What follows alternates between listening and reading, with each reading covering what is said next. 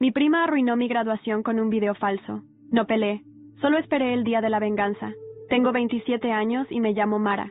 Esperé 5 largos años para contar esta historia tal como realmente pasó. Julieta y yo crecimos como hermanas. O bueno, eso es lo que a todo el mundo le gustaba decir. Nos llevamos 6 meses, vivíamos a unos 10 minutos de distancia y pasábamos todos los feriados, cumpleaños y fines de semana en la misma casa. Nuestras madres son hermanas y básicamente nos criaron como si fuéramos gemelas, pero quien prestara atención lo notaba. Julieta siempre tenía que ser la más escandalosa, la más llamativa, como si fuera más importante que todos los demás. Yo era la callada, estudiaba bien, evitaba líos, trabajaba en tiendas durante la secundaria para ahorrar para la universidad. Julieta se lo tomaba todo a la ligera, faltaba a clases, salía con tipos mayores, discutía con los profesores, pero tenía una forma de convertir todo en un espectáculo. Sabía llorar a voluntad, daba vuelta la historia a mitad de conversación, y de alguna forma siempre salía bien librada. La gente o le creía, o no quería lidiar con el drama que armaba si no le creían. Después de la secundaria, me mudé a Ciudad de México para estudiar con una beca parcial. Elegí ciencias ambientales.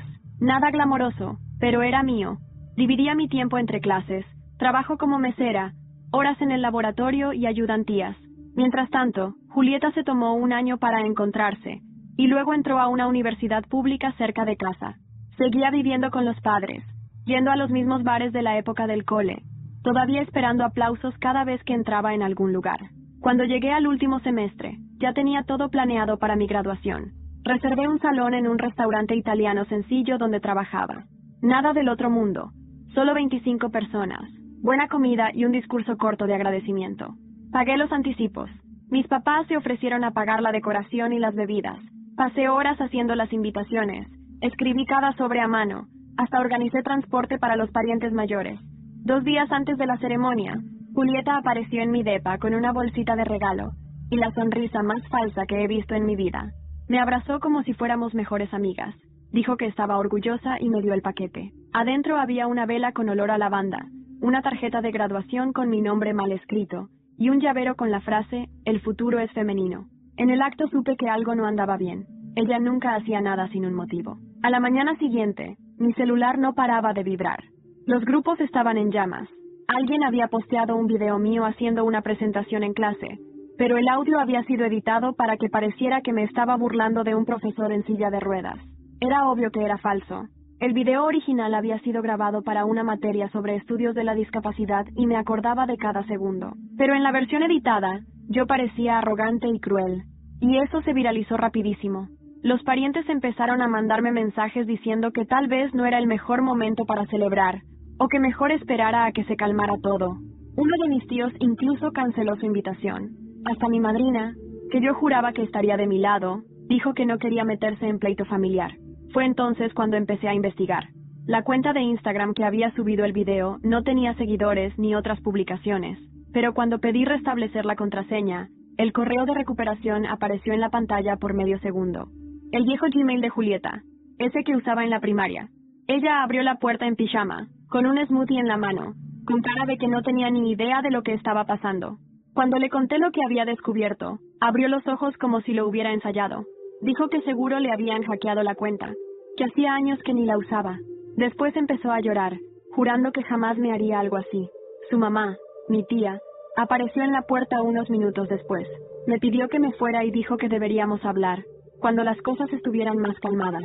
Le hablé sobre la conexión con su correo electrónico. Ella negó con la cabeza y me dijo que seguro lo había entendido mal, que no valía la pena romper la familia por un error de juventud. Mis papás intentaron mantenerse neutrales. Mi papá hasta se ofreció a ir a la cena de graduación si yo aún quería seguir con eso. Pero ya no era lo mismo. Todos se habían bajado del barco, y todo el evento se sentía contaminado. Cancelé todo. Le dije al restaurante que se quedara con el depósito como propina. El día de la ceremonia, crucé el escenario sola. Mis padres estaban en la audiencia, junto con 5 amigos de la facultad. Nadie de la familia de Julieta se apareció. Después, le dije a todo el mundo que estaba bien. Publiqué algunas fotos de la graduación y agradecí el apoyo. No peleé con nadie. No respondí indirectas. No bloqueé a Julieta. Solo dejé de hablarle directamente, aunque ella nunca me quitó el acceso a las herramientas de eventos que un día me había pedido que administrara. Pero no olvidé. Guardé cada mensaje, cada correo. Le tomé captura a la pantalla con su correo de recuperación y lo guardé en 3 lugares distintos. No sabía cómo ni cuándo, pero sabía que un día ella también se graduaría y yo estaría lista, y cuando ese día llegara, nadie iría por ella. Después de la graduación, volví a vivir con mis papás y empecé a trabajar en una consultoría de cumplimiento ambiental a unos 30 minutos de la ciudad. No era glamoroso, pero pagaba puntual, y el gerente era alguien con quien ya había hecho prácticas. Mantuve la cabeza baja, llegaba temprano, me enfocaba en reconstruir mi reputación. Unos meses después, no sé qué fue peor, el silencio que me envolvía cada vez que alguien recordaba aquella formatura, o las miradas, esas miradas llenas de duda, de sospecha, como si todavía pensaran que yo había dicho todo lo que aquel vídeo editado sugería. 5 años pasaron, y aunque construí mi carrera desde el barro, nunca sentí que realmente había limpiado mi nombre, hasta que volví. Me llamo Mara Serrano, tengo 27 años, y hace 2 meses volví a Salamanca, la ciudad donde todo empezó, pero también donde iba a terminar todo, para bien o para mal. Regresé con un nuevo puesto en una consultora medioambiental, una oficina pequeña pero influyente, que trabaja con los ayuntamientos de Castilla y León.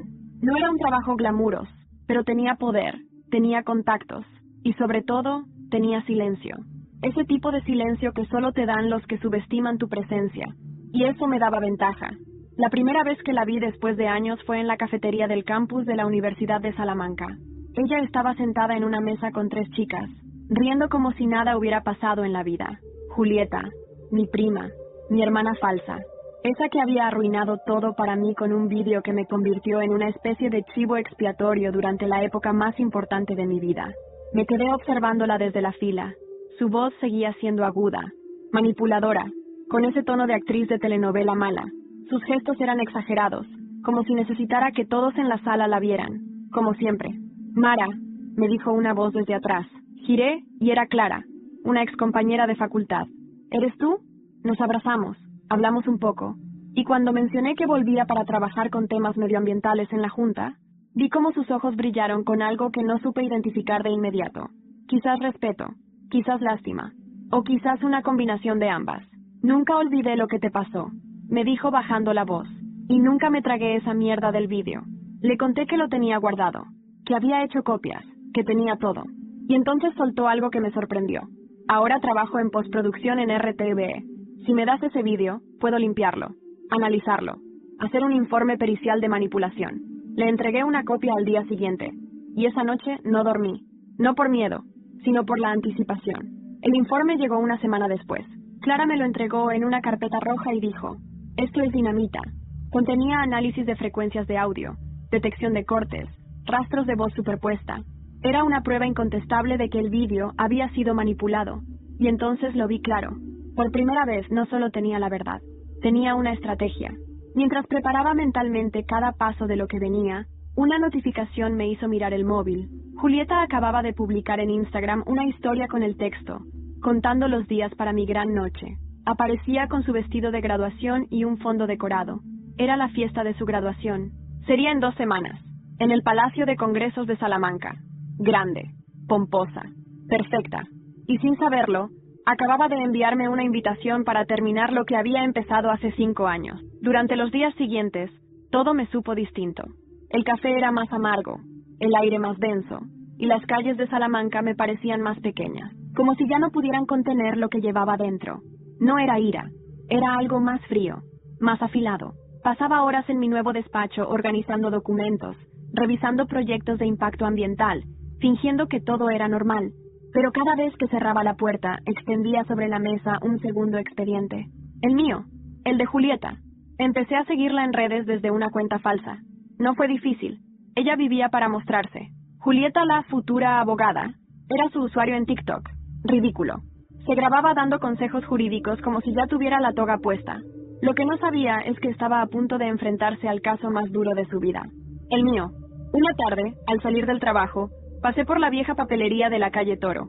Compré un cuaderno negro de tapas duras. Lo llamé La Lista. Ahí escribí cada nombre, cada persona que me dio la espalda aquel día. Mi madrina, que me bloqueó sin explicación. Mi tío Raúl, que canceló la cena porque no era el momento. Incluso apunté a mis propios padres, no por rencor, sino por memoria. porque necesitaba entender quién fue cómplice por acción y quién por omisión. Pero el siguiente paso no era contra ellos, era contra ella. A través de Clara, supe que Julieta había conseguido una beca para hacer un posgrado en Madrid, Derecho Penal, en una escuela privada bastante exclusiva. Pero lo curioso era cómo lo había logrado. En su solicitud, había adjuntado varios artículos firmados por mí, textos académicos que escribí en la universidad y que solía guardar en mi antiguo Google Drive, el mismo al que ella tenía acceso cuando hacíamos trabajos juntas. Me temblaron las manos, no de miedo, sino de furia contenida. Esa mujer no solo me destruyó públicamente, sino que también había robado mi trabajo para impulsarse. Y todo con una sonrisa de «yo no fui». Aquella noche cené sola en el bar de mi antiguo barrio. La televisión pasaba un programa de concursos que nadie veía, y los camareros hablaban entre ellos en voz baja. De repente, escuché una voz familiar. No podía ser. Miré de reojo. Julieta. Estaba ahí, en una mesa al fondo, con un chico alto, trajeado, probablemente un compañero de clase. Estaban riendo. No me vio, pero yo sí la vi, y observé algo que no esperaba. Sus manos temblaban ligeramente al sujetar la copa de vino. Sus uñas estaban mal cuidadas. Su mirada, a veces, se perdía en el vacío durante segundos. Por primera vez, noté una grieta en su fachada. Decidí levantarme y pasar cerca de su mesa. Sin mirarla, caminé con seguridad, como si no existiera. Pero justo al pasar, dejé caer una servilleta doblada cerca de su bolso. Tenía escrita una sola frase. No todos los errores desaparecen con el tiempo. Algunos vuelven cuando menos te lo esperas. Esa noche, cuando llegué a casa, abrí el portátil. Subí el vídeo original a un servidor privado y lo envié a una antigua profesora mía, Pilar, que ahora era decana en la universidad, junto con el informe técnico de manipulación. No lo acompañé con explicaciones, solo puse una línea en el cuerpo del correo. 5 años después, creo que es hora de contar la verdad. Me fui a dormir con una sensación extraña. No era paz, era el preludio de algo más. A la mañana siguiente, mi móvil vibró. Era Clara. Me llamó sin siquiera saludar. «Tienes que ver esto», dijo, casi sin aliento. Julieta acaba de cerrar todas sus redes sociales. Todas. La guerra había empezado. Y yo no pensaba perder. Siempre creí que los secretos familiares eran como cajas que uno guarda en altillos polvorientos. Puedes ignorarlas durante años, décadas incluso. Pero el día que decides abrir una, puede que no vuelvas a dormir igual. Volví a casa de mis padres un domingo cualquiera, con la excusa de traer unas carpetas olvidadas. Mamá preparaba lentejas. Papá estaba en el jardín cortando ramas como si fuera terapia. Me saludaron con ese aire de normalidad fingida, como si 5 años de silencio sobre lo que ocurrió en mi graduación no pesaran sobre la mesa del comedor. Subí al desván, buscando unas cajas viejas donde guardaba trabajos de la universidad, y fue allí, entre papeles amarillentos y cuadernos con mis notas de secundaria, donde encontré algo que no esperaba, un diario de mi abuela Carmen. Nunca supe qué escribía. Era un cuaderno de tapas de cuero, encuadernado a mano, con su letra delicada y nerviosa, llenando cada página. Lo abrí por curiosidad, y en la tercera hoja, casi al azar, leí algo que me hizo quedarme helada. A veces me pregunto si hice bien en callar. La verdad sobre Julieta no es un secreto fácil, pero hay verdades que se clavan como agujas. Las niñas no tienen la culpa de los errores de sus madres. Me senté en el suelo. Leí y releí esa frase hasta que sentí que algo me encajaba, como una pieza suelta de un rompecabezas que llevaba años incompleto. Volví a casa con el diario escondido en mi bolso. Esa noche no pude dormir. Pasé horas leyendo las páginas escritas entre 1997 y 2002. Y allí, entre líneas poéticas y reflexiones domésticas, estaba todo. Mi madre y mi tía, la madre de Julieta, habían estado enamoradas del mismo hombre en su juventud. Se llamaba Samuel, un profesor joven que daba clases de literatura en la Universidad de Valladolid. Mi madre estaba comprometida con él, pero él la engañó, con su propia hermana. Cuando todo salió a la luz, Samuel desapareció. Mi madre cortó la relación, y la tía quedó embarazada, pero no de Samuel. Ese embarazo vino después, fruto de otra relación breve y desordenada. Julieta nació en ese caos, y según el diario, hubo dudas sobre su paternidad desde el principio. Más adelante, mi abuela escribe, fue María, mi madre, quien ayudó a su hermana a salir del escándalo. Le prometió guardar silencio, criar a las niñas como si fueran hermanas gemelas, pero nunca volvió a confiar del todo. Julieta fue criada entre mentiras, y las mentiras se notan. Cerré el cuaderno con las manos sudadas. Sentía un zumbido en los oídos, ¿Cuántas veces había sentido que algo no cuadraba, que Julieta se esforzaba demasiado por destacar, como si necesitara probar algo constantemente? Al día siguiente confronté a mi madre. ¿Quién es el padre de Julieta?, pregunté directamente, en la cocina, mientras ella secaba platos con una toalla blanca. Su mano se detuvo. No me miró. ¿Dónde leíste eso?, dijo en voz baja. En el diario de la abuela. Se sentó. No negó nada. No explicó. Solo dijo: no sabes lo que fue para mí criarla como si nada hubiera pasado. La protegí más de lo que protegía a mi propia hija. Y eso fue un error.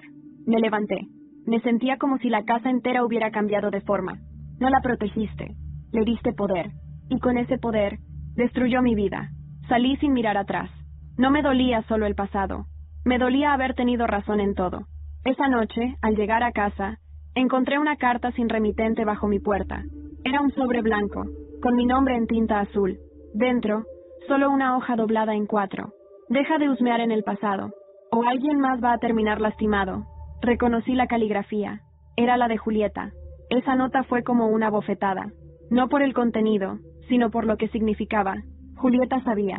Sabía que la estaba observando, que me estaba acercando a cosas que no quería que salieran a la luz.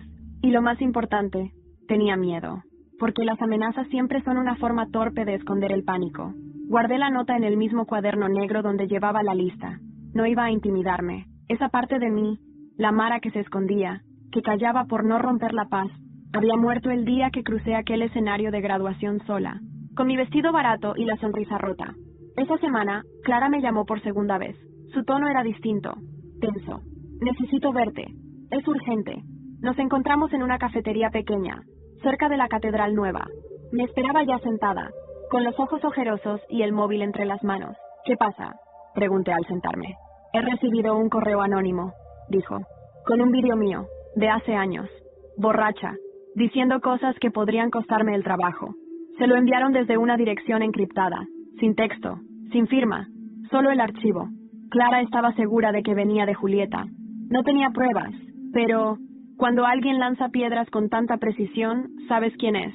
Lo hace para asustarte, para que te alejes de mí. Pues no lo va a conseguir, dijo con firmeza. Clara no era solo una aliada, era ahora parte del conflicto, y eso me daba más fuerza, porque si Julieta empezaba a atacar mi entorno, significaba que su fachada comenzaba a desmoronarse. Esa misma noche, decidí buscar algo más profundo. Entré a la plataforma de becas del programa de posgrado que Julieta había conseguido. Fingí ser una evaluadora externa. Usé credenciales que una amiga informática me había ayudado a generar. Era arriesgado. Sí, pero el sistema era viejo. Y la seguridad, mediocre. Lo que encontré no solo me indignó, me dio una joya. En su carta de motivación, Julieta había copiado párrafos enteros de un artículo que yo escribí para una revista universitaria. Literalmente, con puntos y comas.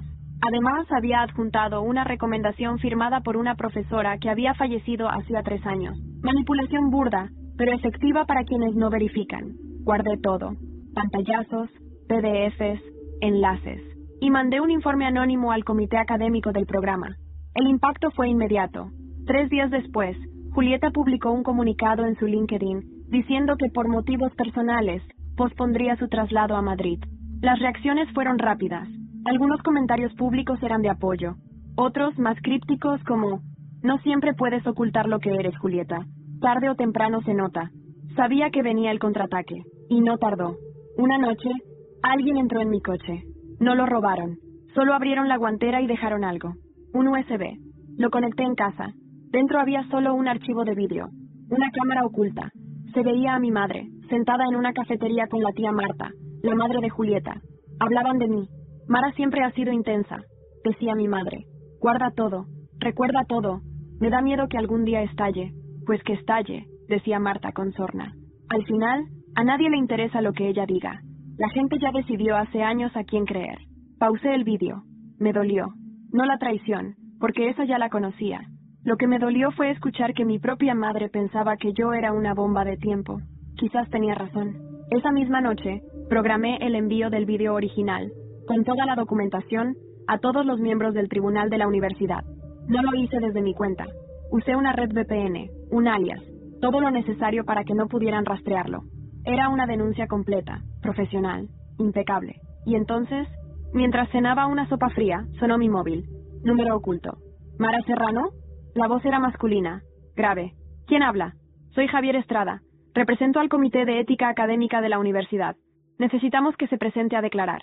Mañana. Hay nuevas pruebas sobre su caso. Colgué. Mi corazón palpitaba con fuerza. Por fin, alguien quería escucharme. Entré al edificio de la Universidad de Salamanca con las manos frías, pero el corazón encendido. El Comité de Ética Académica se reunía en una sala del tercer piso, una de esas con ventanas altas y techos de madera tallada, donde la historia pesa en el aire y cada palabra deja eco. Habían pasado 5 años desde la última vez que estuve en ese campus como alumna, pero hoy no venía a estudiar, venía a declarar. Al llegar, una secretaria me pidió que esperara afuera. Desde el pasillo podía escuchar murmullos. Había varias personas dentro, y aunque no podía distinguir sus voces, reconocí una, la de Pilar, mi antigua profesora de sociología aplicada. Ella fue una de las pocas que me creyó en su momento, aunque nunca dijo nada públicamente. Había envejecido, pero su voz seguía teniendo esa firmeza tranquila que me hacía sentir segura. Finalmente, me llamaron a entrar. Había 5 personas sentadas tras una mesa larga. Todos llevaban papeles, carpetas, gafas de lectura. No me ofrecieron asiento. Me lo gané cuando preguntaron, ¿tiene algo que añadir al informe anónimo recibido esta semana? Tengo todo que decir, respondí sin bajar la mirada. Saqué de mi bolso una carpeta negra. Dentro estaban copias impresas del informe de manipulación del vídeo, mi artículo plagiado, la carta de motivación de Julieta y la recomendación falsa. Les hablé durante casi media hora. Les conté todo. Cómo fue editado el vídeo, cómo perdí mi formatura, cómo fui excluida, cómo reconstruí mi vida sola. No hubo lágrimas, no hubo gritos, solo hechos, nombres, fechas, pruebas. Uno de los hombres me interrumpió. ¿Puede probar que su prima fue quien manipuló el vídeo original? No directamente, respondí, pero el correo de recuperación de la cuenta que lo publicó coincidía con un antiguo correo suyo, y tengo una captura de pantalla. Además, el vídeo fue editado con una herramienta cuya cuenta premium está registrada con su nombre. La sala quedó en silencio. Pilar me miró por primera vez directamente. Asintió levemente. Su gesto fue una caricia muda. Cuando terminé, me dejaron salir sin decir mucho más. La decisión tomaría días, pero ya no me importaba tanto la resolución oficial. Lo que importaba era que, por primera vez, mi historia había sido escuchada. Al salir del edificio, me crucé con alguien que no esperaba ver. Era Diego, mi ex de los tiempos de la universidad, el único que había intentado defenderme cuando estalló el escándalo, hasta que Julieta también lo envolvió en sus juegos, acusándome de celos patológicos y alejándolo. Mara, dijo, como si no pudiera creer que era yo. Hola, Diego. Nos miramos unos segundos.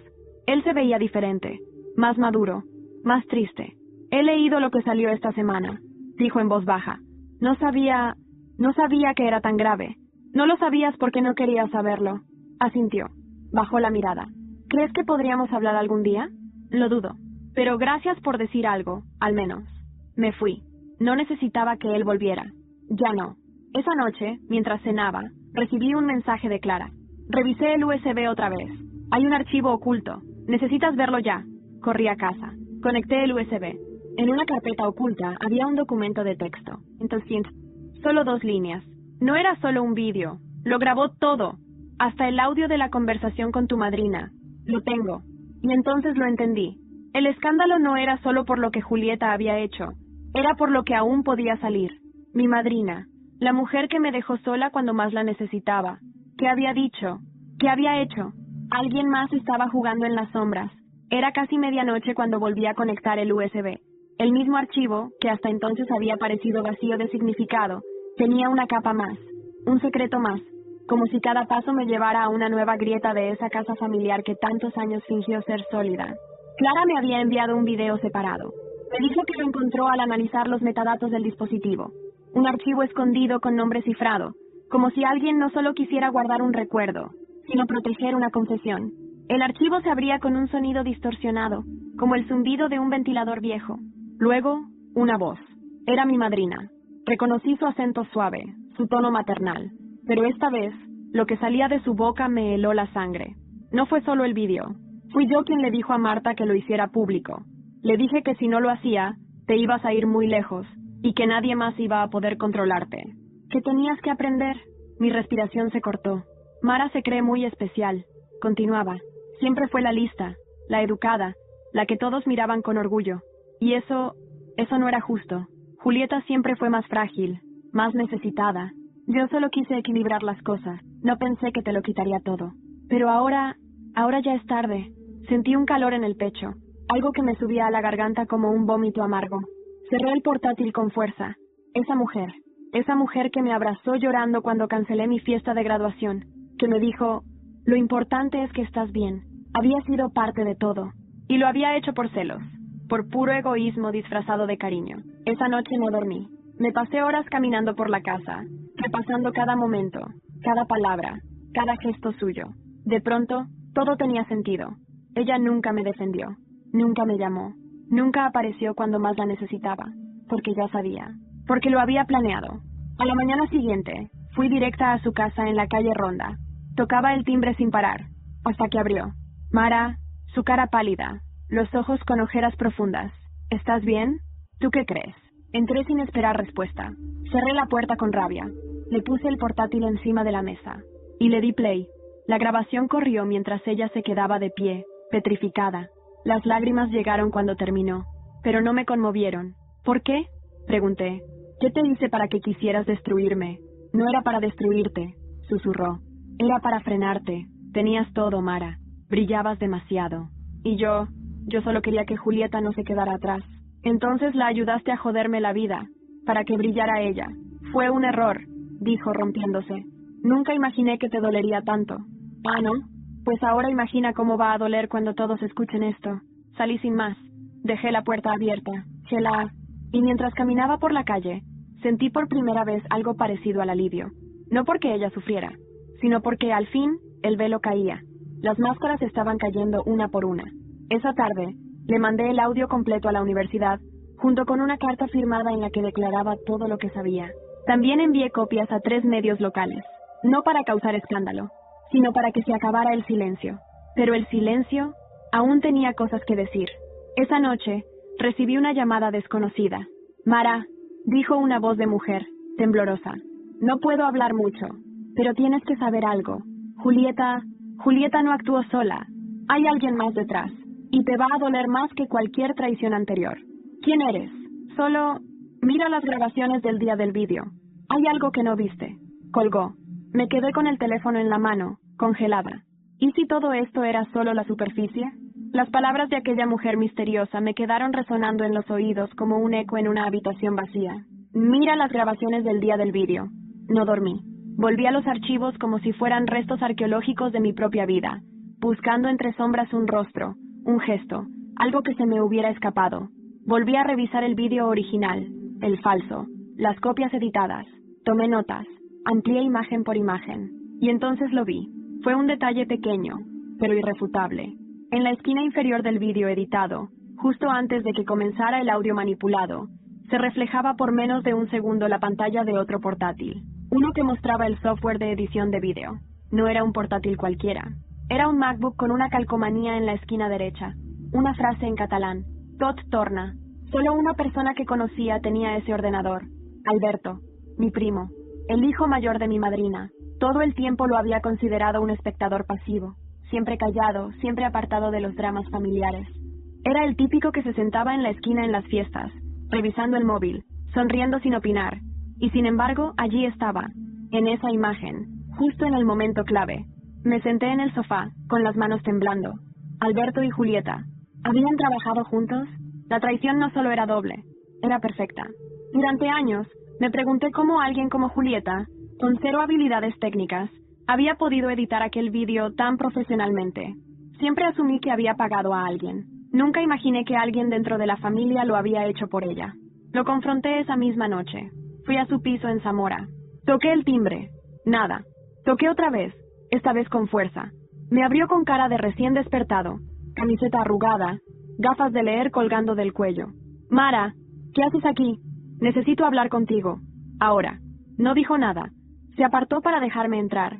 El piso olía a café recalentado y a libros viejos. Me senté sin que lo ofreciera. ¿Tú editaste el vídeo? Pregunté sin rodeos. Se quedó en silencio. Respiró hondo. Y luego, sin mirarme, dijo, sí, una sola palabra, como una puñalada. ¿Por qué? Julieta me pidió ayuda. Dijo que tú la humillabas, que querías arruinar su vida. Me enseñó mensajes tuyos. Sacó el móvil y me los mostró. Mensajes falsificados, evidentemente, pero yo no lo sabía. Pensé que te habías convertido en otra persona. Me levanté. ¿Y nunca se te ocurrió preguntarme? ¿Dudar al menos? Confié en ella. Y me equivoqué. Pero ya era tarde cuando lo entendí. ¿Y qué hiciste después? Nada. Me callé. Me giré hacia la puerta. Pues ahora vas a hablar, porque esto no va a quedar así. Salí de allí sintiéndome otra vez traicionada, pero ahora de un modo distinto. No era solo Julieta, era toda una red. Gente que había elegido mirar a otro lado, participar, encubrir, por lealtades malentendidas. Esa noche envié una actualización al comité de ética, añadiendo el nombre de Alberto y capturas del vídeo con la calcomanía visible. También envié copia a Clara, que inmediatamente respondió con un mensaje que me dejó helada. Mara, tengo que decirte algo. Julieta intentó entrar en mi ordenador hoy, y dejó una nota. Dice que no ha terminado. Le pedí que se fuera de Salamanca por unos días. Le pagué el tren. No quería que nadie más saliera dañado por esto. Al día siguiente, recibí un correo de la universidad. La resolución estaba lista. Querían que asistiera a una audiencia pública. Y Julieta también. Sería el final. O al menos, eso pensaba. Nunca imaginé que volvería a pisar el auditorio de la Facultad de Derecho de la Universidad de Salamanca. Mucho menos como protagonista de una audiencia pública. Pero allí estaba, con la cabeza en alto, el pulso firme, y los ojos clavados en la puerta por donde Julieta debía entrar. El comité había decidido que la resolución de nuestro caso se leería en una sesión abierta. Argumentaron que, como el vídeo había circulado públicamente, también era justo que la verdad saliera a la luz del mismo modo. Al llegar, el lugar estaba medio lleno, profesores, estudiantes, administrativos y gente que ni conocía, algunos por morbo, otros por apoyo real. Clara estaba entre ellos. Me sonrió desde la tercera fila.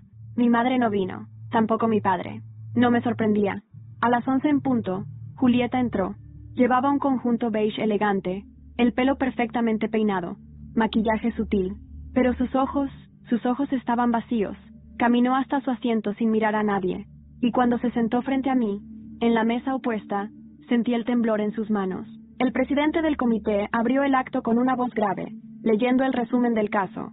Revisión del incidente académico relacionado con la edición y difusión de un vídeo falso en 2019, atribuido erróneamente a la estudiante Mara Serrano. Las palabras me golpeaban en el pecho. Años de silencio, de vergüenza, de rabia contenida, todo saliendo al fin, letra por letra.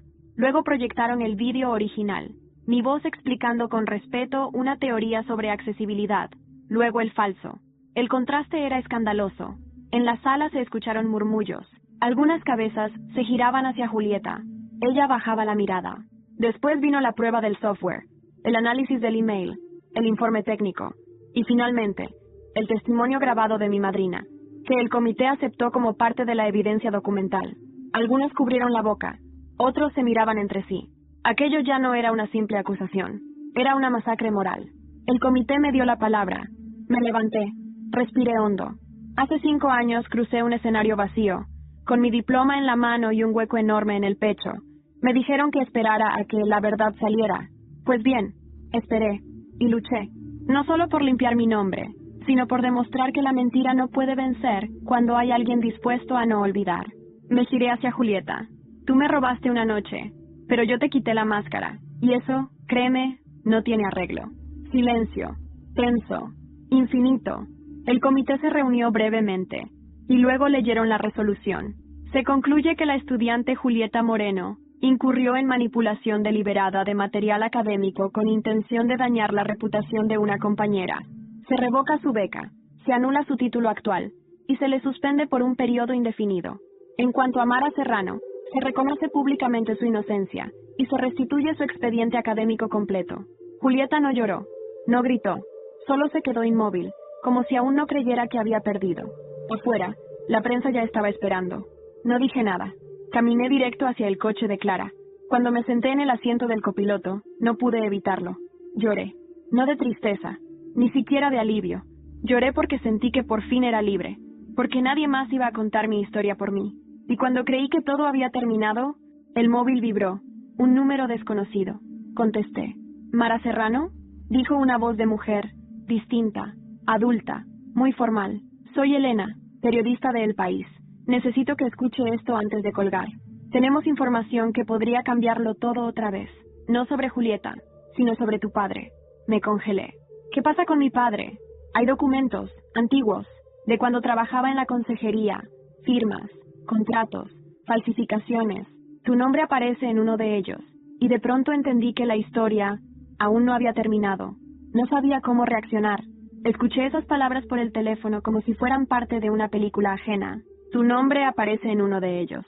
Falsificaciones, contratos, mi padre, Elena, la periodista de El País, me pidió que nos viéramos esa misma tarde en un café discreto del centro, lejos del campus, lejos de todo.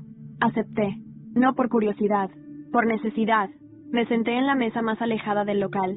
Elena llegó puntual, elegante, directa. Sacó una carpeta de su bolso, sin palabras innecesarias. La abrió frente a mí. Allí estaban, copias de contratos públicos, sellos oficiales, firmas digitales, y mi nombre, estampado en un documento de prestación de servicios ambientales del año anterior a mi graduación. Este documento afirma que tú trabajaste como asesora externa para la Consejería de Medio Ambiente en 2018, explicó. Pero tú estabas en Ciudad de México en esa época, ¿cierto? Asentí, muda. Las firmas coinciden con las de tu padre, continuó. Y hay movimientos bancarios que indican pagos procesados a tu nombre. Fondos que fueron retirados por él. El corazón me martillaba el pecho. ¿Qué estás diciendo? ¿Que mi padre me usó como testaferro? Lo que digo, corrigió, es que puede haber una red de contratos irregulares y tú apareces justo en medio. No sé si fue para protegerse, para ocultar algo o simplemente por error. Pero la historia te implica. Y si no la cuentas tú, la contarán otros. Sentí como si el suelo desapareciera bajo mis pies. No podía creerlo. Mi padre, el hombre que siempre se mantuvo neutral, que nunca tomó partido, que dijo, prefiero no meterme. Él, que se suponía que era la parte estable en medio del caos. Salí de allí sin saber quién era, o quién había sido durante toda mi vida. Esa noche volví a casa de mis padres. No toqué el timbre. Entré directamente con la llave vieja que aún tenía. Mi madre estaba en la cocina, mi padre en su estudio. Necesito hablar contigo, dije entrando. Me miró con sorpresa. Cerró el portátil con calma, como si ya supiera. ¿Sabes de qué vengo a hablar?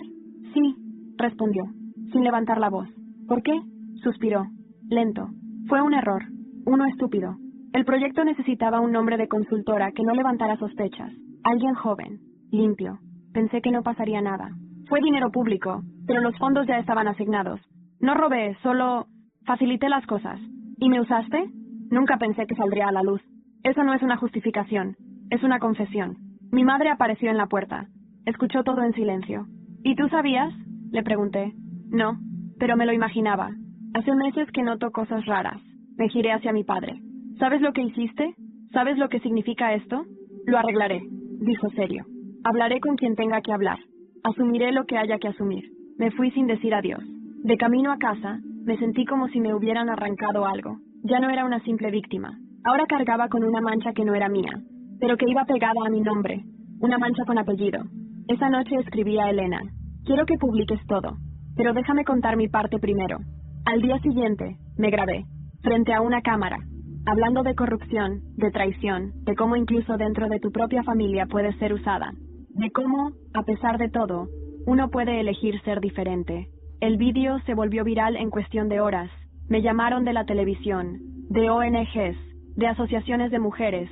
Fui de víctima olvidada a voz nacional, y lo hice sin mentiras. Pero entonces, recibí una notificación judicial, una citación. Julieta me estaba demandando, por difamación. Cuando recibí la citación judicial, no me sorprendí. Ya conocía el estilo de Julieta. Cuando todo fallaba, usaba el sistema como escudo. Su demanda por difamación era un intento desesperado de retomar el control, como si pudiera tapar el desastre con un simple papel oficial. No tenía ningún caso sólido. Mis publicaciones eran todas documentadas. Las pruebas estaban archivadas, verificadas, validadas por peritos y hasta por el comité de ética. Pero el gesto, el intento, me decía que todavía no entendía que su reinado había terminado. Mis abogados, porque ahora tenía abogados, sí, se encargaron del asunto con rapidez. La contrademanda fue contundente. Difamación, daño moral, sabotaje académico, uso indebido de propiedad intelectual. Todo con nombres, fechas y testigos. Julieta desapareció de la esfera pública poco después. Cerró cuentas, abandonó la universidad y, según rumores, se mudó a Sevilla, a casa de una amiga que aún no sabía con quién trataba. No volvió a estudiar, no volvió a hablarme, no volvió a ser la Julieta que todos admiraban. Mi madrina intentó acercarse una última vez, justo antes de que su testimonio se hiciera público. Me mandó un mensaje de voz llorando, pidiendo perdón, diciendo que había cometido un error por amor de madre. Lo escuché entero. Luego lo borré. No respondí. El perdón no se exige, se gana. Y ella no lo había hecho. Alberto, mi primo, el editor del vídeo, me escribió una carta, a mano. Me confesó que se había sentido manipulado, que no supo parar a tiempo, que su silencio le costaba dormir. Terminaba diciendo, si algún día puedo hacer algo para reparar el daño, lo haré. Le respondí con una frase simple. Empieza por contar la verdad. Y lo hizo. Declaró ante notario, se ofreció como testigo. Gracias a él, Julieta no pudo continuar el proceso judicial. Era el final definitivo. ¿Y mis padres? Mi madre volvió a su silencio habitual, ese refugio emocional al que siempre huía cuando las cosas se volvían demasiado reales. Mi padre, en cambio, enfrentó su responsabilidad. Renunció al puesto en la consejería, devolvió parte del dinero y colaboró con la investigación interna. Su carrera política terminó, pero por primera vez, lo vi humano. No lo perdoné del todo, pero empecé a verlo. La periodista Elena publicó un reportaje extenso. La voz que no cayó. Yo aparecía en la portada, con una frase en grande. Si callas para proteger a otros, ¿quién te protege a ti? Fue el texto más leído del mes en el país. Y yo, de repente, era referente. Creé una fundación con Clara. Se llama Voz Propia. Ayuda a jóvenes que fueron víctimas de difamación o cancelación digital injusta. Damos soporte legal, psicológico y académico. Cada historia que escucho me recuerda por qué luché, por qué aguanté. Un año después, recibí una carta manuscrita de alguien inesperado. Era de Diego, mi ex. Me contaba que se había ido a vivir a Galicia, que estaba trabajando con adolescentes en riesgo social. Me decía que seguía mis pasos a distancia, que nunca dejó de lamentar lo que no hizo. No le respondí, no porque guardara rencor,